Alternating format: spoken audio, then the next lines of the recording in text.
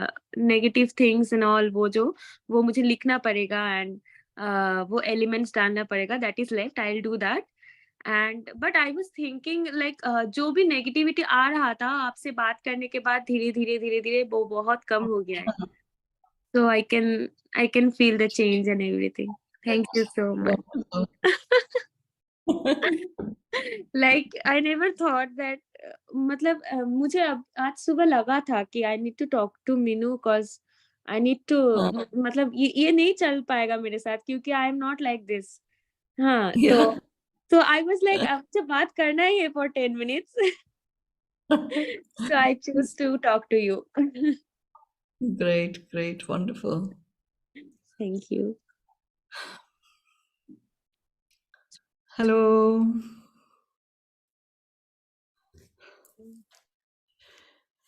Hello.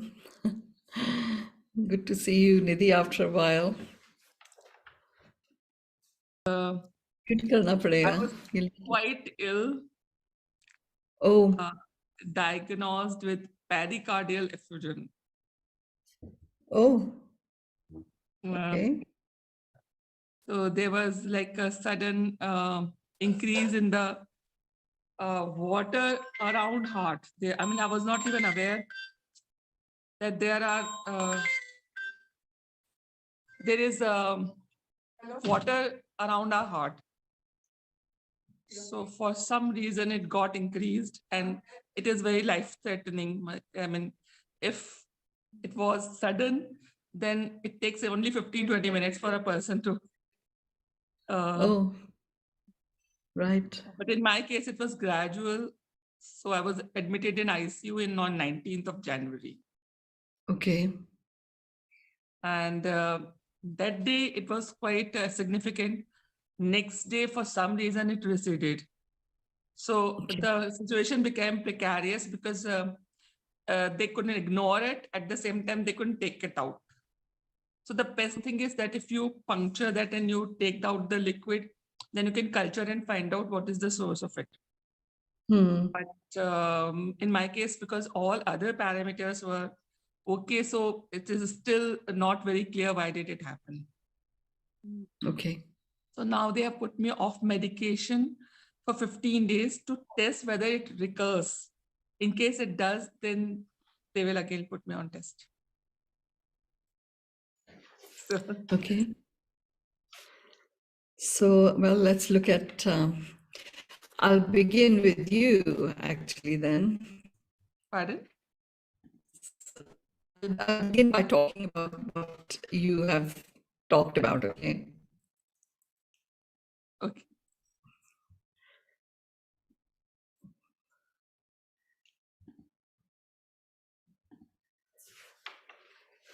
So, health-wise, we have three systems. We have flow systems, organ systems, and life force systems. So flow systems include circulatory system, lymphatic system, endocrine system, okay? Organ systems are systems that have got various organs that make up those systems. So heart is very much a part of the flow system, okay? Any form of a disease itself sets itself in the flow system first, and then it goes and attaches itself to an organ that might be weakened. Now, some of the flow systems, like heart is an organ, it's attached to the flow system. However, its innate characteristic is an organ, right? So organs are affected by emotional distress or emotional conditions, right? So what happens is whenever there's any emotion stuff going on, it impacts an organ. Different type of organs attach themselves to different organs, and it weakens them. So when a disease comes into the flow system, it goes for organs that are weakened. Okay, and then we start treating the organ, right? So what often happens is the organ is already under pressure because of this emotional stuff that might have gone on, and we start treating the organ because clearly a disease is showing up in the organ, तो उसके ऊपर हम load, we are increasing the load on it, Loaded. right? Our body is designed actually to auto repair, just like it happened with you. You know, this condition, and suddenly the next day it went by itself. The body is designed for that to occur, right? Life force systems are systems that circulate life force, or chi as they call it in Chinese. Okay, In prana in yoga. prana, correct. So they are the life force systems. They include our chakra system, they include the meridian points, they are our sexual energy system. You know, the sexual, that's the center of sexual energy, is also a part of the life force system. Okay, I'm not talking about the reproductive organs or anything. I'm really literally talking about purely the sexual center is very much a part of the life force system. So what is important is that things like pranayama, or things like yoga, things like meditation, they have a direct impact on the life force systems. Okay, so what happens there is that, you know, life force and prana and chi, you know, keeps flowing. Now, heart, let's look at the heart. Okay. And the fact that this is a flow system issue also, right? So there may have been some form of an infection of some kind, I feel, and it went for the heart. So they will find out whatever they will find out, and it may never return. It may just be that for that moment in time. Because I'm not seeing that your heart is weakened or anything like that.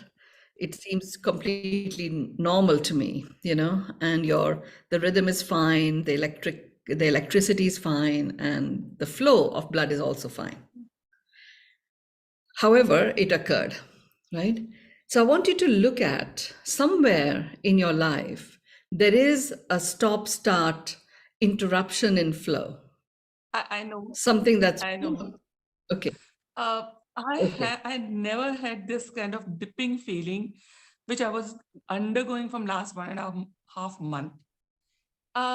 First time I experienced as if I don't want to live, or you know, I was finding my life worthless, as if it's a fail, and just because I had invested too much into one relationship, or sort of, I don't know how, but I know it is not me, but it has creeped in. You know, my mind was, it had accepted, and somehow when this has happened, it has, you know, gone like this. I'm back to my life. So for me, it is like it was a wake-up call for me, or you know, somebody to shake me from that state, because that was not me. I was living in that state from last 1.5 months, and was telling people that I have sort of given up on life. And for what reason, I don't have any logical, valid reason to justify why this feeling has creeped in. But just after that, I think I'm again full of vitality. I'm looking forward to life. So that's what happened, right? So how amazing, right? There's one more thing that I want to say, which is heart is associated with grief. So when the heart goes shaky, there's a deep sense of grief that is really wanting to be released. So the combination of interruption in flow and grief in your heart, you had fluid in your heart or around your heart, but it didn't affect the heart, right? And it went away by itself. The moment you reclaimed that I'm going to live this life, it went away. You going to ICU was your wake up, and you woke up choosing to live, and it went away. There was no need for it. Hopefully it happens like I'm thinking, or as you are guiding, because so you know, it's worthwhile, just so that you are completely, you've taken that load of grief and interruption in flow out of your system, I suggest you take some time to write. Just write down anything that still exists in your life that may be taking you out of flow that you're ready to put a stop to. Okay, just write those down. Or anything that you may have in your life which is holding grief, which may feel like you're grieving for something. I'm not picking up that much, really. I mean, you're actually quite good in that respect. You process these things quite comfortably. This was a very, like you said, it wasn't you. It was a very unusual, yeah. But just find if there's anything, you just write it down, put a stop, like a period at the end of the sentence. Once you've written it all down, take 2 or 3 days, however long it takes. Once you've written them all down, then you literally, take a pan, burn it. You're adding the fire element to it. The fire element destroys and it transmutates to a new state. The transmutation to a new state is a state of flow and aliveness, right? So when it's burnt and it's completely ash, then you can add water to it. You're adding the water element, which washes away the debris and brings flow. And then that mixture of water and ash, you put it into the soil. So you're anchoring the new state of flow and aliveness. Okay, so you go ahead and do that as a very conscious awareness action. Yeah, definitely I will do it. I'll take a day or two to write down. Yes. And then I still, maybe that there are in some subconscious level or something, some grief might be there. Yeah. So obviously, I was very surprised that it just went like this after this episode, because that dipping, I was not very at all comfortable with that feeling at all. I was wondering why this has happened to me. It has never ever happened to me ever. Whatever the life has been, I have always sailed through, or as you said, I could process things very well.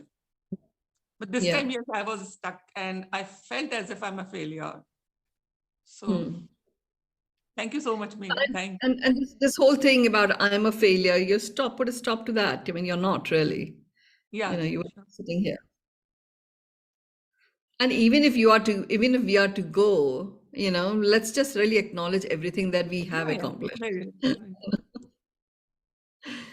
Well, thank you for coming and thank you for, sharing this. I'm sure everybody benefited from it. Thank you so much. Today I was really looking forward for this session. Because You're welcome. You're welcome. I want to share something else that somebody that I met earlier on talked about. Like she has this very severe condition. She calls it a condition of acidity. So she was like, I can't eat anything. Anything I eat, it's as if I just have such a buildup of acid and I just throw up. So she was like, I've done everything. She's been on a very strict regime given to her by a particular doctor. It served initially, and now the acidity problem remains.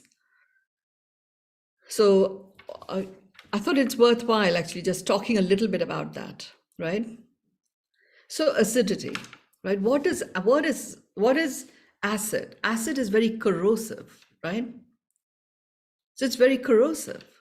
So when your terrain is becoming acidified, I mean, clearly there are choices of foods and stuff that you're engaged in, but aside from that, just like I asked Nidhi, that there was an interruption in flow with grief, and she immediately said, yes, I know exactly what that was. And she had a physical impact of that emotional experience, which affected her flow systems immediately, right? And then the moment that her own conscious awareness shifted, the condition also shifted without any other invasive medical intervention being required. Now, when you have acidity in your body and there's an excessive buildup of acidity, it's really an indication of corrosiveness in your environment. So our internal terrain is a reflection of our external terrain. So if you've got acidity, corrosiveness inside, you are allowing corrosiveness outside of you. So where is that corrosiveness present? Is it in a relationship? Is it in an environment that you live in? Is it in a work environment where it seems to be very corrosive, even though you yourself may be in a space of calm and peace? So look at, where does this corrosiveness exist in your terrain? Look outside of you to actually restore the inside of you. So with this particular person, it happens in certain cultures where, there is a codependency that can happen in relationships. So it's very clear to her that, it has been time for her for at least a couple of decades to move forward and not necessarily be stuck in living in the environment that she's living in. It's time for her to live her own life and really, spread her wings and move forward. And there's all sorts of emotional reasons why she has given in to staying where she's staying. So there is that corrosiveness in her terrain outside, which is generating this inner conflict. And that inner conflict, the way it is showing up for her is by creating this buildup of acid, creating corrosiveness inside. That's what is happening. Now, for her, me saying to her, write this down and set fire to it is not going God not going to solve it. She actually has to change her external terrain. And that requires an action. And where there is corrosiveness, that action can feel explosive, even though it actually will not be explosive. She moves out, it'll actually be fine. But that action of moving out is churning the corrosiveness in the environment around. So she is clearly very anxious about that. So just look at it. If you have any excessive acidity, there are physiological things that you should also take on doing. I can talk a little bit about that. But until you address, so she has done the physical stuff, but the corrosiveness remains. In terms of the acidity remains. A lot of her other health issues are actually sorted that she had, but the acidity remains. Because all that is required from her is to take that step out of her corrosive environment around her.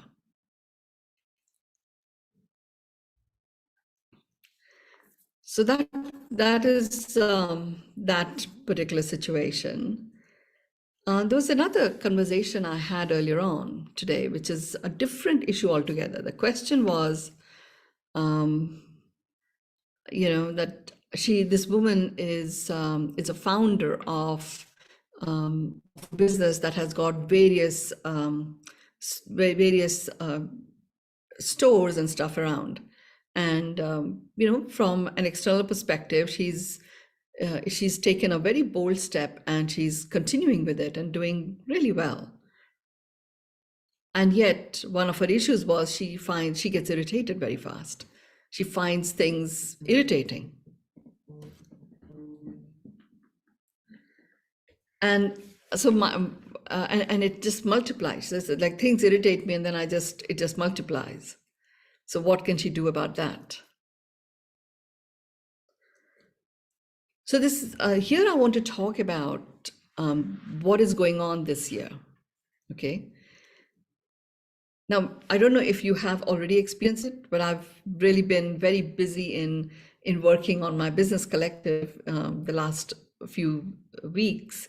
Even in Bali, I had a very different experience of Bali this time, focused on all this work that I was doing. But really what was happening is, this is a year of illumination. You've heard me say this. And it is about a year which is so rich in insights that every few minutes, anything that occurs, there's an insight for you. And it's an instructional insight. Now, not all insights are instructional, some of them will be. But when you get an insight and you get an instruction from it, act on it. So Nidhi, you got an insight despite the physical shocking condition, which is literally life-threatening, and it just disappeared. And you got the insight that, aha, interruption in flow with grief. Okay, now I can do something about it. Act on it. If you don't act on it, the energy signature remains. Okay, so this is a key thing. Now, here's how. So, what this basically means is I'm saying to everyone, every 10 minutes, just pause for even 30 seconds to see the last 10 minutes, was there an insight that I got? You will be surprised at how many insights are popping up. And even if that doesn't happen, it's fine. Just 30-second interruption will keep you in your center. You will be living with great awareness.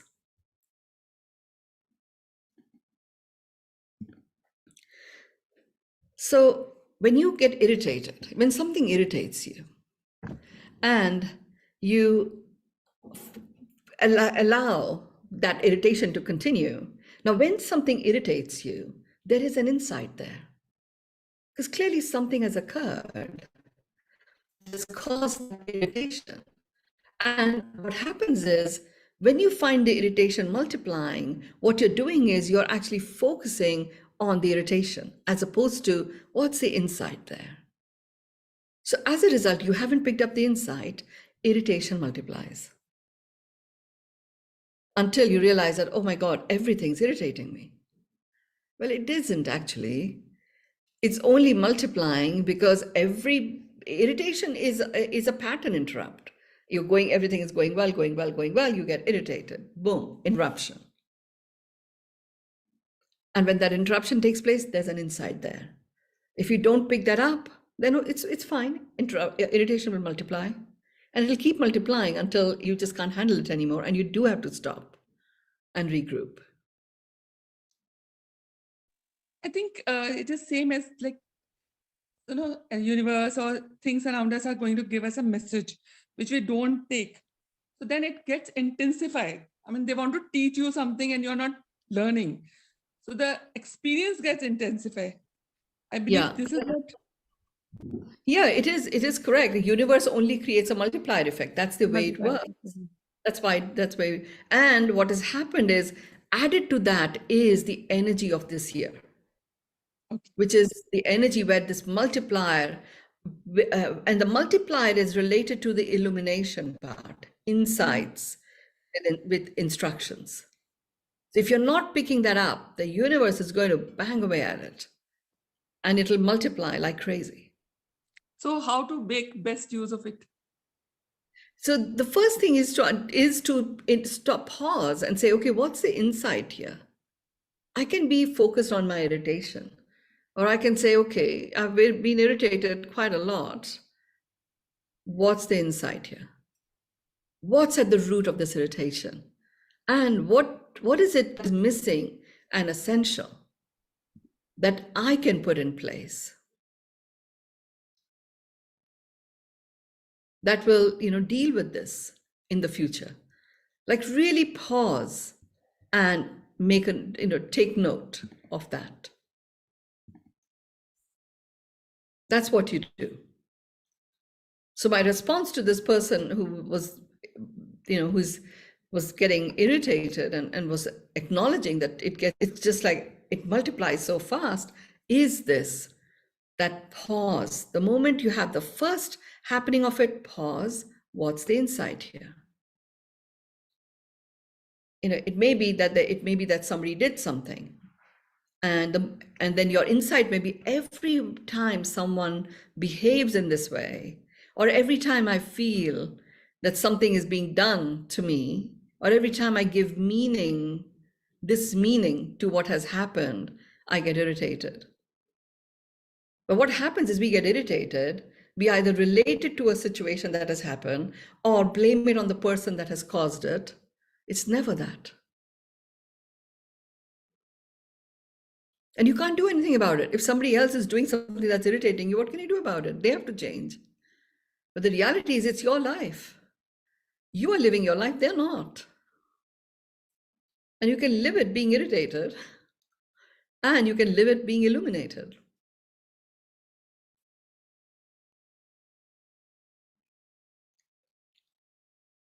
So now I'm open to other questions or clarifications if anyone has any.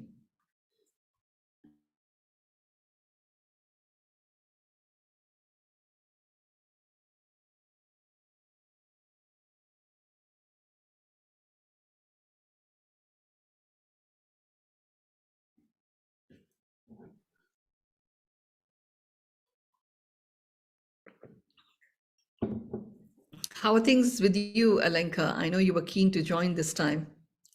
Hi. Well, yeah, I have a question, for example. I decide to approach certain projects differently. Like before, I would be very keen to start the projects without making research or without really think through and value my time and stuff. I was just drawn by the topic or heart, whatever. And now I have a situation that I like to start one new project. Not this one with you, that is kind of clear. But the other one is like, I'm keep on asking question to the potential partner. So what's your value? And I want the numbers, and I want the numbers from my side. You know, I want to reach certain targets, but I don't want to go in the project before I know what is there. You know, and the person is not giving me answers. It's just giving me, oh, we're gonna do this, and this. But yes, I know that. But it's like, I want to start with the math because it's business. It's strictly business. That doesn't mean that I don't have a heart in it, but it's like, before I'm going to business, I need to know if this is value for me or not. You know, even though I have all these other values, it's yes, but it doesn't clarification. So the answer would be, I like to be clear and good feeling that I'm on the same page when I am saying yes to something. Before I said yes to something because I wanted so much, and now I don't want to choose that path anymore. I want to be clear, and now I want that clarity on the other side. So the question is about this: when you stop making effort even to start. I don't know. Okay, so Alenka, one thing that I will say to you, like the person said that we are going to do this, we're going to do this, we're going to do this, and then you said, yeah, I know, and and you asked your questions. A couple of things that I will say to you. One is, whenever there is any discussion that takes place where there's input that is occurring of what people are saying, it is data that is coming to you. Okay, and you will process it, and it becomes information for you, right? So choose your words with awareness. So it's not that you want to know whether they actually themselves are in a knowing state. So that the journey one goes through is data. When you process it, becomes information. When you start implementing it, it starts to become knowledge. And then when you actually go ahead and really implement it multiple times, it starts to become wisdom. And then it becomes, ingrained in you. That's when the knowing happens. So it's quite a way away to get to knowing. If someone has come to you with a project and they are in a state of knowing, you will feel it. You will feel that presence. And the way they will be talking will not only be passion, they will actually have, it won't only be heart, it's a full spectrum. Knowing is a full spectrum presence. They will have pretty much everything, the depth, the expansiveness, all of it. Now, your job is to garner that, and then discern for yourself, right? So great piece of data that's coming to you about what their vision is and what they're going to do about it, right? And you can then clarify and go a little bit deeper in how have they arrived at that? That there is actually, it is actually going to make a difference. And someone who's in a state of knowing will be able to tell you this. Yeah. And then you go into, really getting more in a state of knowledge, which is how do they see it rolling out? What are the resources that they already have in place? What are the pieces that are missing? And which of these missing is essential? You see where I'm taking you with this? Anyone who's in a state of knowing will be able to answer all of those.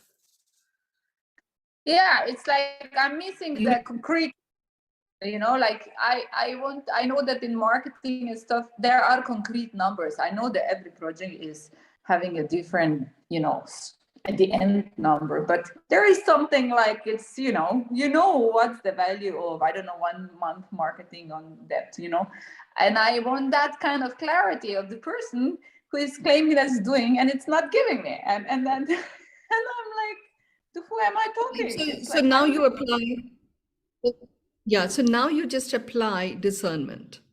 And the question you will ask to yourself is, what is best for me? Yeah. And then you make your choice. Though I feel practicing asking this inquiry questions so that you're moving from data to information to knowing, to knowledge, to wisdom, at least within yourself, and you're actually being able to discern whether the other person is in a state of knowing of their project. Yeah, because then I am, I kind of have this perfect, imagination, and then of course it's not applying to it if things are not clear from the step 1 to step 2.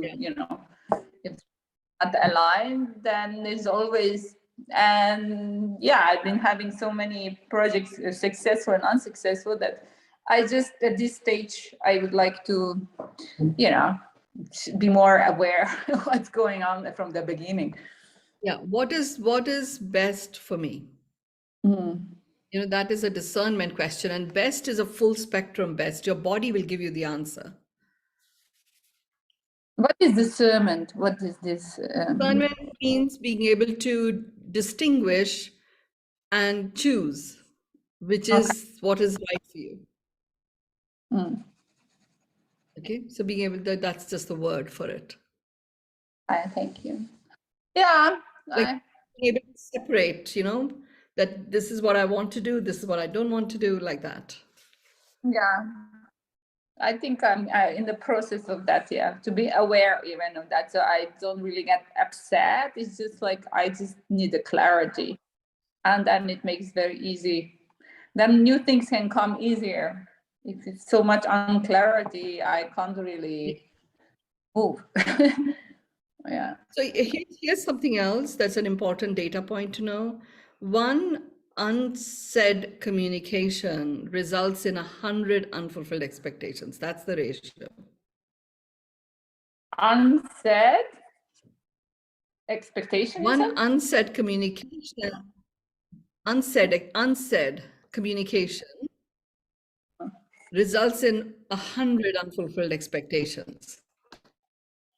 So it's very good that you're asking these questions, because sometimes they're there in our mind and we don't want to upset the vibe of the conversation. We don't ask. Unsaid communication kicks in. And you have got 100 unfulfilled expectations about to happen. Well, yeah, I wish I would ask many. Do not build up. When I started asking questions, my life became more vulnerable, but very moving forward. Yeah, when I don't have a fear anymore to ask. Yes, and it's essential, because that ratio is this: 1 unsaid equals 100 unfulfilled expectations. Wow. Well, it's crazy. So I always, and if you do have unfulfilled expectations, rather than getting upset about that, you just go into, okay, what's the unsaid communication here? You know, where have I got unsaid communications? And you deal with those. Because expectations are always of someone or something outside of you. What can you do about that? And why would you want to waste your time on that? Unsaid communication is yours. You can do something about it. Yeah, very practical advice. Thank you. Okay, Alenka, thank you. Thank you for sharing. I mean, you see, all this practical stuff, I'm sure others have benefited from it too. Okay, thank you. I'll let you know. Yes. Thank you.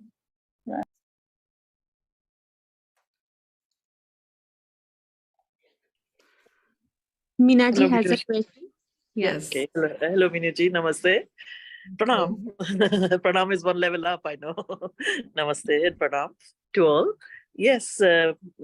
Last time I asked you this question that since you know I'm traveling and it's for a month South India trip, and I'm staying in different places, but somehow I'm feeling I've become very very particular about vibes in the room. And I was asking one question also, and you said you will answer me privately. It's a small group if you want to tell me. But some very fancy hotels, I feel so choked, like I just want to go out. And some very simple organic type rooms, and I feel I sleep very well. They are very basic, and I like it. So why it's happening? Have I become very sensitive about it, and what can I do about it? And I also Yes. wanted to know about my twin flame. Now I'm reading your book, so twin flame is fascinating. Is there any? And how do I recognize? And what they are to guide me, and what they look like? So whatever you want to answer, your say. Okay, Thank so you. first of all, just a little bit about that the previous time when you talked about it, and I said I will talk to you privately. So that particular place, see, there are all forms of energies that exist, you know, they just do. And especially human forms of energies, sometimes, you know, when a soul leaves, it goes through 13 layers before it actually merges with its light. And sometimes, and often it is very smooth sailing and it's very quick, you know, and occasionally we get stuck in the first, second, third layers, right? And there are different situations where they get stuck. The first layer often is they don't even realize that they're gone because it was too sudden, it wasn't their time, you know, or euthanasia took place. So that first layer is often full of pets, by the way, you know, domesticated pets who have been euthanized. I find it is quite full of them, but they also have energetic emotions there, right? The second layer is where they know that they are gone, but they have got attachments to things that are here. And they do not wish to leave those attachments. And they will do whatever they can to, you know, and to rattle things in the people that they are aware of, so that what they are attached to can actually be fulfilled. It's, you know, so those are actually very disturbing energies that are there. And they can sometimes be quite violent and aggressive as well. You know, a third layer is another place where there is some stuckness that happens, where there is a very close affinity to a community, to a particular person, to where they, you know, they want them to come with them as well, and they stay there until you know, the other person also joins them, or until they realize that actually it's time for them to go into their light. Now, and then the other layers, it's not even important to talk about them here. They're like very advanced forms of understanding. But then they are not really that harmful to people that are alive. Now, what had happened there was a collection. I found there were families of like spirits who were in that second and third layer, that were there in that other room, that you felt something was very off and very dark and almost scary. And you just did not want to be there at all. So that is what you picked up on, those vibrations. And they would have literally, these sort of energies, they don't have life, right? But for them to remain connected to human life, they have to take the life force from humans that are alive. So often you feel very drained, or you feel very anxious all of a sudden. It's those kind of feelings you have because your vitality is being sucked out by those energies, right? That's really what had happened at that time. So it was the right thing for you not to stay there at all. And I think that's what you did, right? And go somewhere else. So now here is something that you can do, and I often do that. So you remember, you actually brought a few things for me from America that Sarah had purchased, right? And there are a few things in there which are like, like if I had a first aid box, I would have them with me, and they are those energy cleansing things. Okay, so there is something called a Palo Santo, which is a type of wood, and there is a sage is there, a frankincense is there. These are all like very high vibration ingredients that if you can just douse a sage around a room and it will just be clear. It can't keep any form of lower forms of energies there at all. The other thing you can do, sometimes you feel that strange vibe and you just go to your light, go to your light, go to your light, go to your light. You just keep going, saying that, and the place will start getting cleansed out. Okay. Because sometimes when you are traveling and you stay in a hotel, what can you do? There isn't any other room and it just doesn't feel good, or you feel choking feeling, like you said.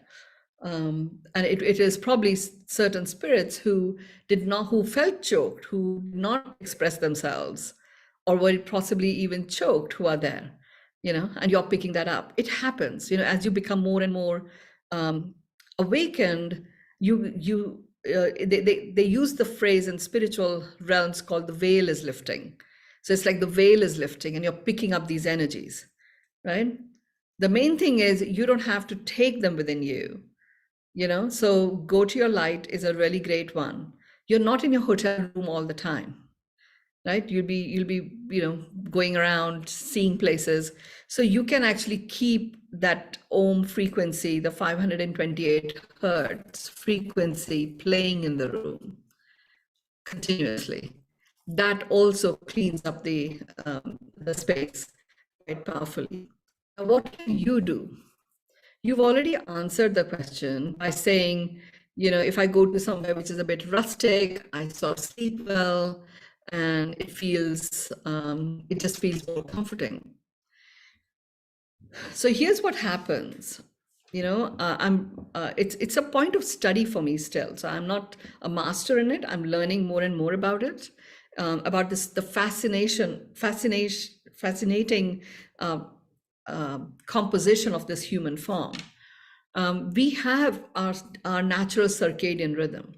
People associate it with sleep, but there's a circadian rhythm which has got 7 set points in that keep us in sync with our body, and it's very difficult for anything to shake us off. Okay, if you have these set points handled, and these set points enable you to sleep well. They enable you to make great choices. They keep you in your center, all of that. Now, in the context of hotel rooms, and I'll probably do a session on circadian rhythm another time. Today is not that. What is important, 2 things are important. One is your connection to the earth, grounding. So there's an electromagnetic imbalance that is high. So what I would say is, before you go to sleep, at least, in your case, I'm saying at least 2 hours, especially when you're sensitive to these energies. After a while, you will just know how to work with it. And I expect we will meet in person sometime very soon. I will teach you how to do this, how to protect yourself from all of these energies. In the meantime, you have to ground yourself, right? So if you spend at least 30 minutes in sunlight, and it can be, early morning or just before sunset sunlight, right? At least 30 minutes. And at least 30 minutes, ideally an hour, where you're walking on grass, where your feet are touching the ground. What I want you to do is to get into 0 volt state. So all of this excessive electromagnetic imbalance that can happen in 5-star hotel rooms, there's so much electromagnetic stuff everywhere, so much of it. You enter a realm where the electromagnetic impulses are so strong, it takes you off your balance. And combined with that, these other energy presences, it's like difficult to settle. So if you have during the day got your dose of light, and you've already got a good dose of 0 volt volting, 0 volting yourself, then this entering this very high electromagnetic imbalance sort of environment doesn't throw you off. What you can do when you go into a place like this is you can literally play any of my meditations, because I always take you into, grounding yourself, that cord that connects you to the core of the earth, the middle of your feet. Just go pick one of those, and you will be able to be, rest anywhere. So that's what I would say for all of that. Now, the third thing about the twin flame, I was telling somebody, you can ask about any question you want. And here we are, just in you one person, we have a whole variety of questions. It's great. So, twin flame. Maybe we should just do a session on, twin flame and soulmates and stuff. So as a soul being, we are all one. We make soul agreements with various people that we're going to play together. It could be play as mother, child, or, play as lovers, play as husband, wife, whatever, and the intention of our game that we are playing is established before you take birth. Okay. So that, and we have many soulmates, okay, who you play with. And some of those soulmates are a romantic soulmate, and others they come in different guises. Twin flame is a very different thing altogether. And very rarely are twin flames born at the same time. So twin flames, we are created as a speck of consciousness in the form of light. The light is a light of the creator. It's like an ovum of light is what is created. It's literally a piece of the creator becomes us. Now, this ovum of light is so strong that it can literally destroy anything that it goes into. Because we can't see the creator, we can see the creator's creations. We can feel the creator's creations and experience the creator through the creator's creations. But each one of us is a creator. And it is that ovum of light that's there. So that ovum of light is split into two. One that takes up a human form, and the other one often remains in an energetic form, like a spirit guide or something, to guide us. Very rarely are twin flames born at the same time. It's a very rare occurrence. And when they are born at the same time, they are born to co-create a project of planetary significance, a project that brings about a systemic change in the planet. That's when the twin flames are born together. So, and often there's a huge age difference. They don't at all look like someone that you might want to even hang out with. as you might have read in my book, you know, and yet the connection is like crazy. It's like it just feels like one, you know. Like my twin flame, when I met him, I was a completely unlikely person that I would have any interaction with in my life. I would literally walk away from people like that. Extremely good looking, you know, and it wasn't about the looks. It's just that the moment he spoke, he was so obnoxious and insulting to everyone, and very like highfalutin sort of person, you know, like I am the god and you must all like, you know, kiss my feet type, that kind of attitude. And yet, you know, we just got stranded at one particular point where there was just him and I sitting on the beach. We didn't even realize that everybody had left. And then suddenly it was dawn, it was sunlight. And then we'd spend the whole night talking to each other, like we'd complete each other's sentences. And it felt so natural and good with this crazy person who I just wouldn't even have any time, give any time to. It felt like, wow, this is phenomenal. You know, to meet someone like this, I'd never ever experienced that. So what happens is, so I fortunately was in my spiritual awakening cycle, and I was guided that, you know, this is not a romantic connection. We have come together to co-create something that is very much a part of the divine plan. And it really is to do with me finding what I'm here to do. And that is also what is his to do, you know, but both sides don't necessarily do it. Initially, when you meet, there is a discrepancy. One person, one side of the twin flame may be very spiritually advanced, and the other one may be quite behind, and they catch up very fast because that completion is necessary to create what the divine wants you to create. So in my case, when I first met him, he was highly spiritually advanced, but he was this cosmic bad boy, if you like. But I caught up very fast. And yes, sure enough, you know, me realizing, expecting and accepting miracles as the norm for humans and humanity is why I'm here, which is also his. And I think I share the experience of coming up with that in the book, the B book. But then it really, he wasn't taking it on as his stuff. He was continuing to be the cosmic bad boy. And it wasn't really for us to continue. The whole reason for us coming together was to birth this as a vision and a reality on this planet. And I took it on and I moved forward with it. You know, he's gone wherever he's gone.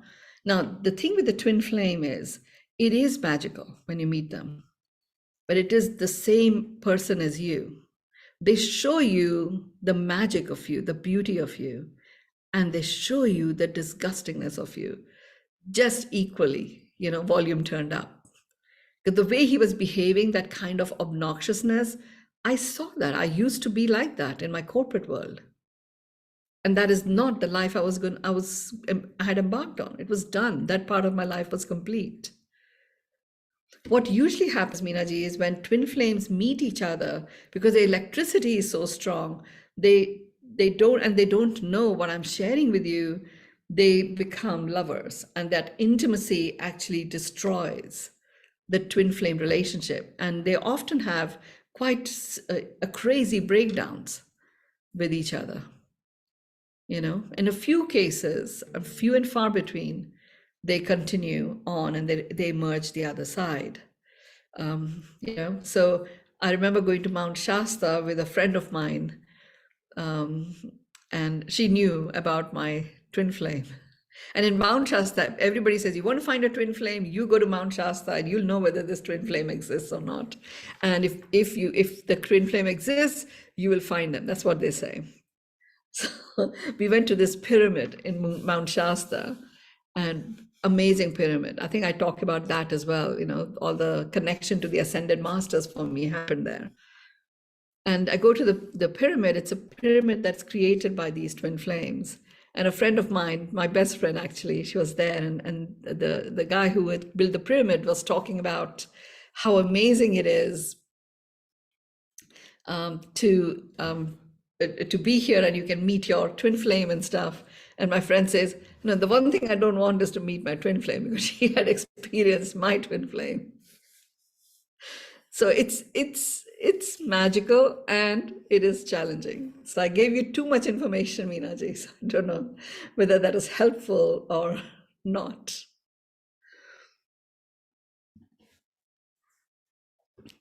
Unmute yourself.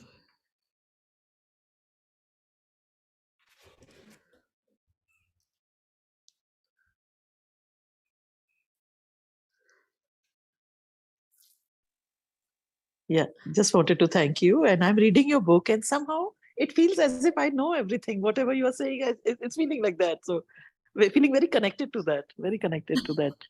Enjoying that book. Very simple read. And I just open at random any chapter, any page. And if you remember, you gave me that book in Rishikesh to read. So I have it with me here. Yes, I remember. I'm reading it. Thank you. Thank you. Thank you. Okay. Good night. You're welcome. Okay. Anushri, you want to bring the next person? Yes, Lee. I think Lee has a question.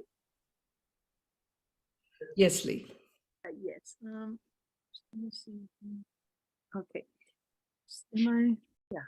So I just wanted to thank you for the suggestions you gave me last week, and I'm in the process of implementing them. And I'm still needing the information on the plant-based diet. You said you were going to send me a link or a website or Okay, something. I'm going to give it to you now. Okay. I'm going to share it with you now. Okay.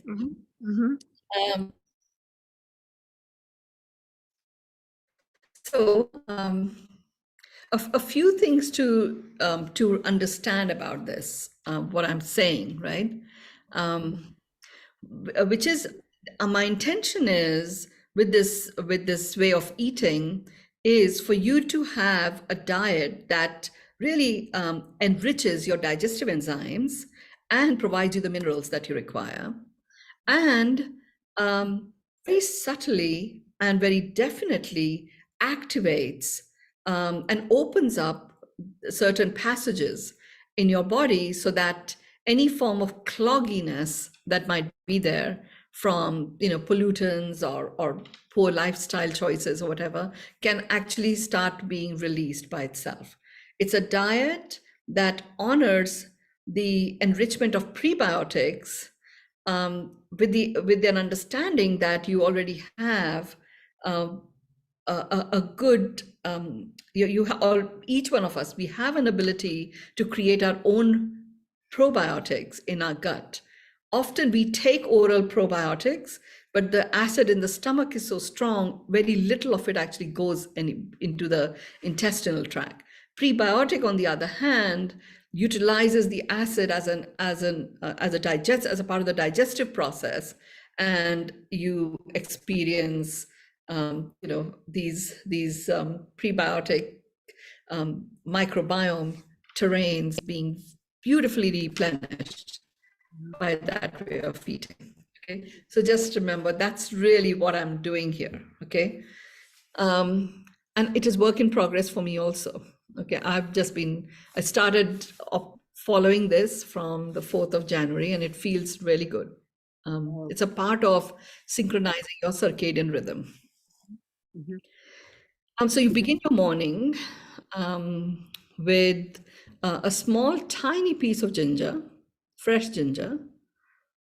And I don't know whether you can get it, but I think Boulder is a place that you may get it. If you can find fresh turmeric, which looks like ginger.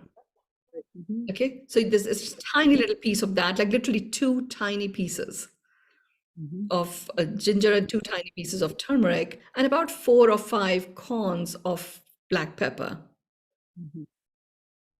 And a few leaves of holy basil or basil, if you don't have holy basil. Okay, like 2 or 3 leaves. You begin with ginger and you're chewing it. Okay, you chew it, and what the chewing of ginger does is, one, it heats your body from the inside, and it also has a very interesting effect on the brown fat cells in between your shoulder blades. And it is also like awakening, it's like a kickstart awakener of your entire digestive tract. So it helps in regularizing your metabolic rate. Turmeric combined with black pepper then acts with the fat in your body, and turmeric itself is antibacterial, antiviral, and all of that. So it activates all of that in your body, and it starts to utilize your fat. So now you've created a cellular memory and a rhythm of your own fat being metabolized. So the metabolic rate starts getting synchronized by ginger, and then you go in with turmeric and black pepper with fat. The turmeric's function gets activated. Your fat is now being utilized. Black pepper also has the effect of loosening the plaque that gets stuck in our tubes. Okay. Now your digestive system is activated. We are actually going to go towards working with your microbiome in a moment. I'll be talking about that. So the plaque that is removed, as it starts going through the digestive system, it doesn't get stuck in the villi of the small intestine. It can actually pass through. Your liver is also starting to experience that fine humming, singing feeling. It doesn't have to feel super pressurized with taking all sorts of wrong type of fats. Now you begin your day with that. Then what you do is you have a broth, a broth which is sort of like a tea that you make with a small bit of ginger, a half a spoonful of cumin, and half a spoonful of carom seed, or they're called ajwain seeds, carom seeds, and half a spoon of fennel seed. And you put 2 glasses of water in it. If you've soaked these seeds overnight, like I've taught you all to do, like an elixir, right? You can use that. Just add an extra glass of water, and now you're going to boil it. And you'll boil it for a few minutes, like 10, 15 minutes. And then that becomes the broth that you will have. It's quite nice to add a bit of lime to it. Lime somehow is better than lemon, but if you don't have lime, use lemon. Add a bit of that. I don't usually add honey or anything to it. You can if you have very good quality honey. Okay, just a little bit. So, you have your ginger, turmeric, black pepper, basil, have this thing, okay? Then about 11 o'clock or so, it's time for a green juice, which is made with lots of leaves. Just use whatever leaves you have. Just add to it a bit of lemon, would be great to add to it. No, sorry, before you go halfway through, now breakfast time, right? So after the broth, you go into breakfast. So your breakfast will be a plate of fruit, at least 3 different types of fruit sliced, and a squirt of lemon or lime on the fruit. You can grate soaked almonds over the fruit, or you can grate raw coconut over it. It's quite nice to do that. So you have that. Then around 11 o'clock-ish, have this green juice. The green juice will be a whole collection of greens with, again, a bit of lemon or lime in it. I like to add a half an avocado to my green juice. I feel it just holds everything together. And I just love the taste of it. So I would have spinach, celery, kale. I don't have in the juice form. I usually cook my kale, but you can have that, cilantro, mint, basil, collection of leaves. And then lunchtime, you begin your lunch with a plate of raw vegetables as a salad. And you can create a variety of them. So it's at least about 500 grams of salad you will have. 50 of those grams should at least be just pure green vegetables. This is what is actually giving you a lot of your enzymes. Mhm. Okay, when you cook vegetables, you get the minerals, but you don't necessarily get the enzymes. Okay, and you are chewing, and these vegetables, I like to mix sprouts in the vegetables, in this raw salad stuff. So that gets me to chew quite a lot. That is like your first plate, is that a plate full of this salad. And now once you've eaten all of that, and you may feel like, my God, what else can I eat? That's fine, don't eat anything else. But finish all of that first. Then you go into the cooked food. Okay, and in cooked food, no lactose, so no milk or milk products, including yogurt, no wheat or of any kind, no rice of any kind. You can have potatoes, but within, carefully chosen, not too much of those. But you can have sweet potatoes, they're fine. You have as much of that as you want, the cooked food. Then halfway through, before dinner, you have a red juice. And the red juice is made up of beetroot, carrots, bit of ginger, and bit of lemon. And you have that. And it's literally a shot. You're not having a big tumbler full of any of these juices, just maybe 2 shots, no more than that. Dinner time is again a plate of vegetables. At dinner, for some people, it's easier for their digestion to have lightly sauteed or lightly steamed vegetables. Still, garnish them with lots of greens. So you do get your enzymes moving. Okay.